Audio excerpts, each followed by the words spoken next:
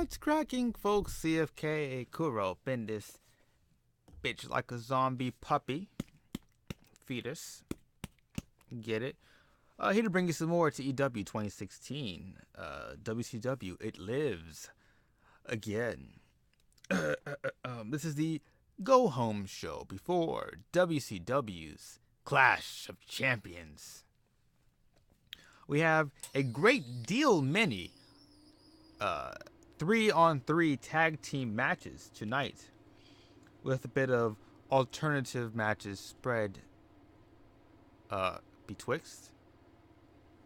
I think that works. Yeah.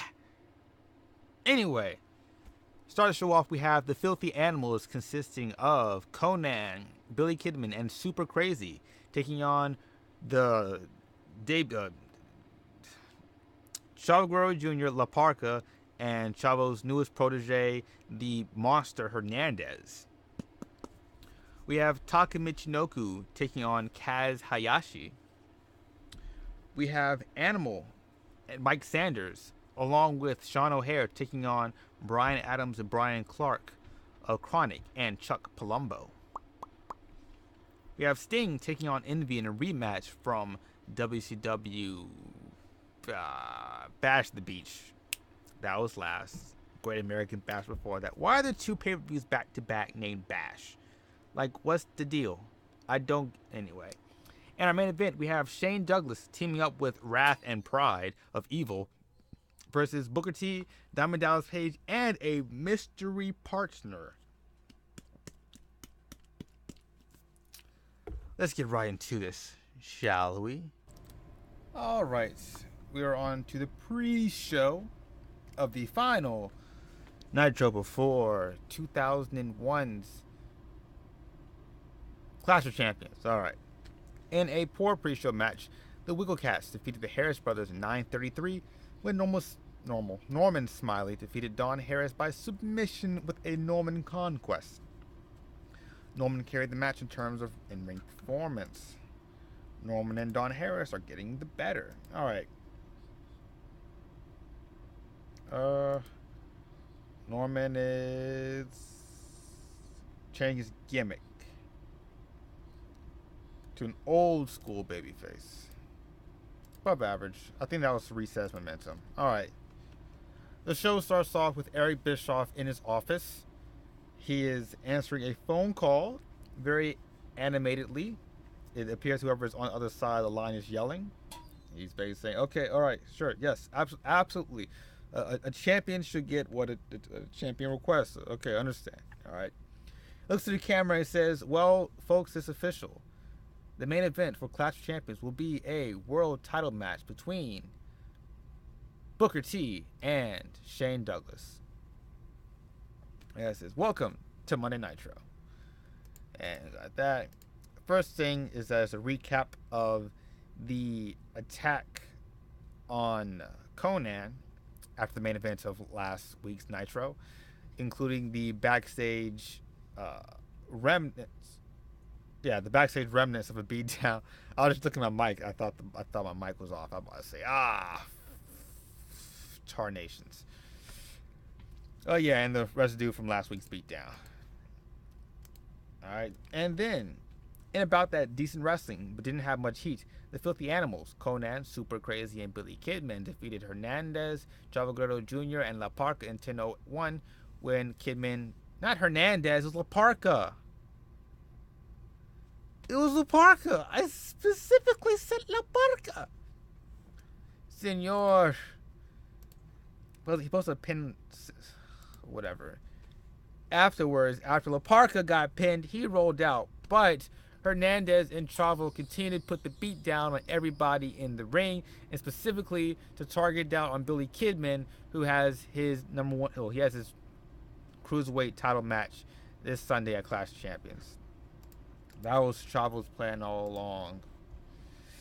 Okay, we have once again Kaz Hayashi and Young Yang along with Kimono Wanalaya. I don't know how to pronounce names. I'm sorry. Asked Taka, well, you sure you want to join the Young Dragons? You're pretty good. Declines. Ooh, Taka and Kaz have great chemistry. Oh, woo. And about that great wrestling, we didn't have much heat. Taka Michinoku defeated Kaz Hayashi in 8:21 when Kaz intentionally got disqualified. In the match, we had Young Yang run in and attack Taka, and they put the boots to him. Alright. Backstage, J Mar is interviewing the team of Animal, Mike Sanders, and Sean O'Haire. They cut a promo on their opponents this evening, as well as their opponents this Sunday at Clash of Champions. Mike Sanders does most of the talking. He's like, look, J Mar, hey, Jay, can I call you Jay? Alright, listen up, kid. Alright, see me? I'm above average, alright? Animal, at first he was a Road Warrior Animal, but now he's an above average animal, right? And this guy over here, Sean O'Haire, he's a natural born thriller, but when he's with us, he's an above average natural born thriller. You know what I mean? So, Chronic, Brian, and Brian, I guess. What are you guys' names? It doesn't matter. All right, listen. You guys are average. We're above average. Do the math. We're going to win. All right? Animal, he's an animal. He's the above average animal. He's going to win. Sean O'Haire, this guy's a genetic freak. Look at this guy. Look at this guy. Sean O'Haire flexes. Look at this guy. Those muscles. Are those muscles average? They're above average. Chuck, you better watch yourself. All right? We're coming for you guys. Remember, above average. All right, come on. Let's go, T.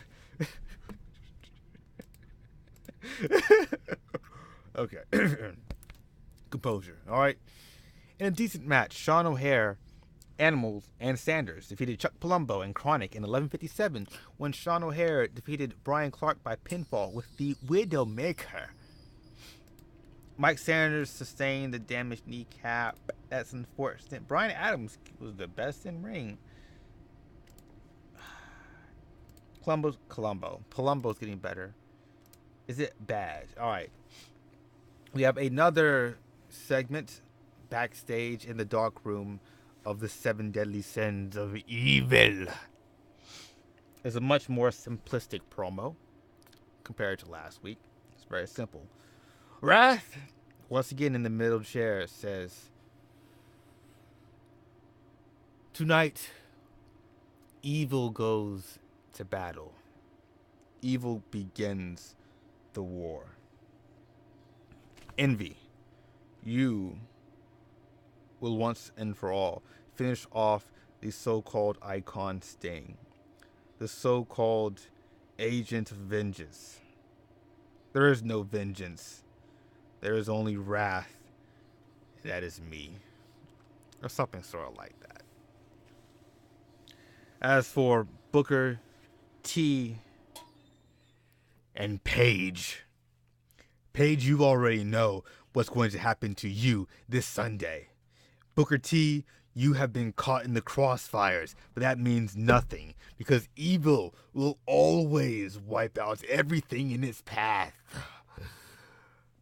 So, Booker, I have plans for you in the future, but for now, Paige and the rest of WCW and the rest of the world know that evil is coming. The 7 deadly sins will arrive. Pain will be delivered to the one who wants it most. They all do the evil laugh, and the single lights in the room goes off. Boop. All right, we're backstage, Eric Bischoff's office. Lance Storm's talking to him. He says, all right, Eric, defeated everybody so far. Looking for my next challenger. Again, understand our current terms. No Americans. So, do you have an opponent for me? Eric's like, yeah, I got an opponent for you. Yeah, sure, man. Don't worry about it. Yeah, absolutely. Just by the Clash Champions, you'll see your opponent. And he won't be American, okay? All right. Get out of the office, all right? Tell the other story. Kind of just brush them off. I'll give you your opponent. You want to beat people up? Sure, man. Makes the belt look good. You fight good, all right? Good match. Envy defeated Sting when Sting intentionally got counted out. As the story goes, Sting and Envy are fighting. It's an all-out brawl, getting messy, getting wild. But an arm comes from underneath the ring. You see? Grabs Sting's leg. And during this moment, Envy grabs a steel chair and is ready to wind up, bash Sting over the head with it. But right before Sting gets hit, lights go out. Lights come back on. Sting is gone. Ref counts. I mean, Envy would have been disqualified, but Sting's one step ahead. You can't take out the Angel of Vengeance. You can't take out revenge. The shining beacon of vengeance that is so virtuous and so blindly incandescent that it shines over all transgressions upon the world, because it is he, the icon Sting, that shall wipe this industry clean of the immoral and of those who wish to cause destruction to the great name of pro wrestling in WCW. What am I saying? What am I saying? All right, yeah, that's the match. That was a good match. That might be hard to outdo. But before Envy heads back to the stage, back up the stage, and before the hand ever comes out, whoever had the hand, Sting appears on Titantron. He looks back at Envy and he says, "No, not today. I'll see you soon." And that's it. However, there is no scheduled match between these two at Clash of Champions. All right. We have Booker T and Diamond Dallas Page looking around the back room for somebody to help them out as their third man. And they run into Hugh Morris. Hugh Morris is like, "Hey guys, need help? I'll help you out. Yeah, man, totally. I got this." Booker T's like, "You sure?" He's like, "Hey, man, I beat Shane Douglas before. Canyon, I beat Canyon before. Stasiak, I could probably beat him." Booker's like, "Eh." Diamond's like, "Eh." Hugh Morris is like, "Eh." Diamond's like, "Bang, bang." Booker T's like, "All right, let's do this. Come on." Or something. Booker looked great. Yeah. I forgot. I should probably put Paisley out. She'd be hurt kayfabe-wise. All right. Ooh, that's pretty decent. About that great wrestling, good heat, Booker T, Diamond Dallas Page, and Hugh Morris defeated Shane Douglas, Wrath, and Pride in 1530 when Hugh Morris defeated Pride by pinfall with a quick roll-up. In terms of in-ring work, Booker T was head and shoulders above everybody else. Pride was a weak link. Pride was at a 57. Booker was an 89. Shane was at 78. Wrath at 78. So those are important numbers. Page, Hugh, and then Pride. Alright. And that should be... Oh, wait. Wrath getting better, but most importantly, Brawl, where eventually Envy comes out to give the heels the advantage, to which point Sting comes out to even it up, and it's just nuts. Alright. It's nuts. Up in 26. E. Totemo E.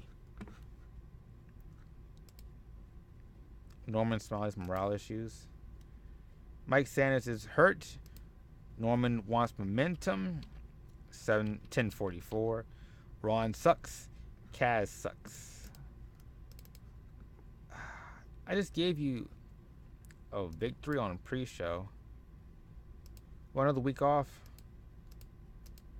There. Alright, Clash of Champions 2001 is our next show.